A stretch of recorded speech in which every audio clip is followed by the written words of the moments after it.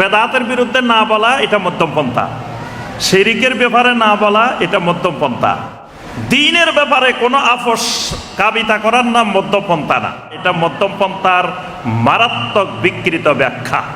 এটাই যদি মধ্যম পন্থা হয় তা আল্লাহর জমিনে একজন নবীও মধ্যমপন্থী ছিলেন না। আপনার আমার সমাজে শিরিক চলতেছে, আমি স্বচক্ষে দেখতেছি এটা শিরিক। আপনার আমার সমাজে বেদাত চলতেছে, আমি স্বচক্ষে দেখতেছি এটা বেদাত। এটা বলা যাবে না, চুপ করে থাকা লাগবে। বললে ঐক্য নষ্ট হয়ে যাবে যে ভাই এটা তো শিরিক, এটার বিরুদ্ধে বলেন না। না না না, খবরদার, মধ্যম পন্থা অবলম্বন করেন। মানে মধ্যম পন্থা মানে কি? শিরিকের কথা বলা যাবে না। আচ্ছা ভাই, এই যে লোকগুলো সব তো বেদাতের মধ্যে নিমজ্জিত আছে, খবরদার, এখন বেদাত তাদের বলার সময় নেই। আগে আমরা আসল জায়গায় পৌঁছে যাই, তারপরে শিরিক বেদাত সব আমরা বন্ধ করবো।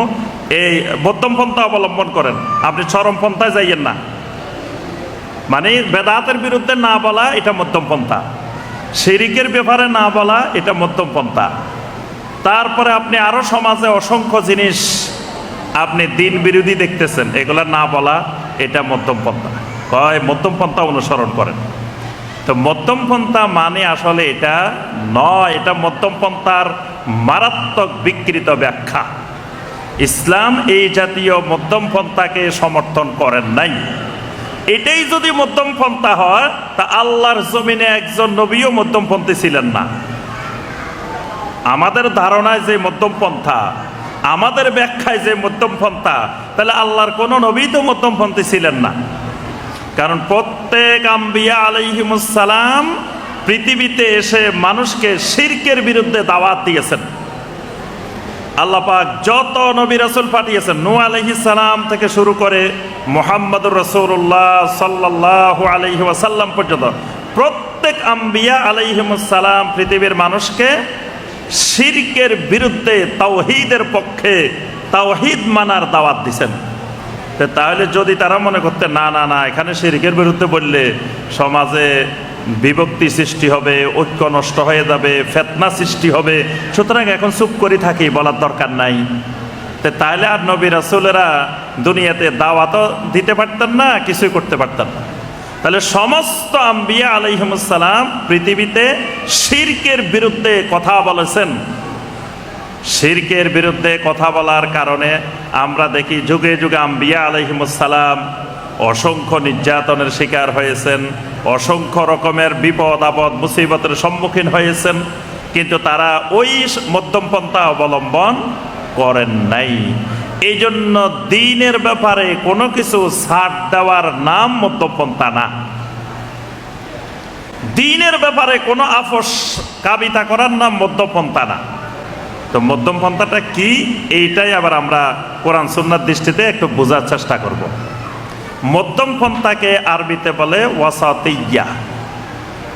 আরবিতে কি বলা হয়? ওয়াসাতিয়া। ওয়াসাত, ওয়াসাত মানে মধ্যম পন্থা, মধ্যম। খায়রুল উমুরে আওসাতুহা, এটা আরবি ভাষার একটা প্রবাদ বাক্য, যে সবচেয়ে ভালো হলো মধ্যম পন্থা অবলম্বন করা, এটাই হলো সবচেয়ে ভালো কাজ। এখন এই ওয়াসাত বা ওয়াসাতিয়া, ওয়াসাত এবং ওয়াসাতিয়া বলতে কি বোঝায়? আরেকটি হলো এতেদাল। এতেদাল মানে ভারসাম্যপূর্ণ। এই দুটা কাছাকাছি, একটা ওয়াসাতিয়া, একটা এতেদাল। এই জন্য আল্লাহ রাব্বুল আলামিন এই উম্মতকে কয়েকটা নাম দিয়েছেন। এই উম্মতের অনেকগুলা নাম আছে, তার মধ্যে এই উম্মতে মুহাম্মাদি সাল্লাল্লাহু আলাইহি ওয়াসাল্লামের একটি অন্যতম নাম হলো উম্মতে ওয়াসাত। এজন্য শাইখুল ইসলাম ইবনে তাইমিয়া রাহমাহুল্লাহ একটা আকীদার কিতাব আছে, শাইখুল ইসলাম ইবনে তাইমিয়া রাহমাহুল্লাহর। ওই কিতাবের নাম কি? জি, আজকে মেধাবী স্টুডেন্ট নাই মনে হয়, সব দুর্বল স্টুডেন্ট। শাইখুল ইসলাম ইমাম ইবনে তাইমিয়া রাহমাহুল্লাহর একটা আকীদার কিতাব আছে। এই কিতাবের নাম কি? আকীদায়ে ওয়াসাতিয়া। এই আকীদায়ে ওয়াসাতিয়া মানে হলো এটা মধ্যম পন্থার আকীদা। মানে আহলুস সুন্নাহ ওয়াল জামাতের আকীদাটাই হলো আকীদায়ে ওয়াসাতিয়া, এটা মধ্যম পন্থার আকীদা। আল্লাহ রাব্বুল আলামিন এই উম্মতের নাম দিয়েছেন উম্মতে ওয়াসাত।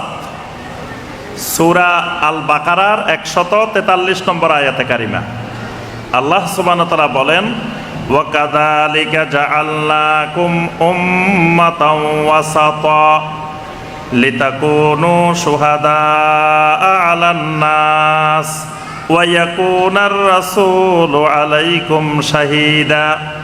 আল্লাহ রাব্বুল আলামিন বলেন, আমি এমনিভাবে তোমাদেরকে উম্মতে ওয়াসাত বানাইছি, তোমাদেরকে উম্মতে ওয়াসাত বানাইছি।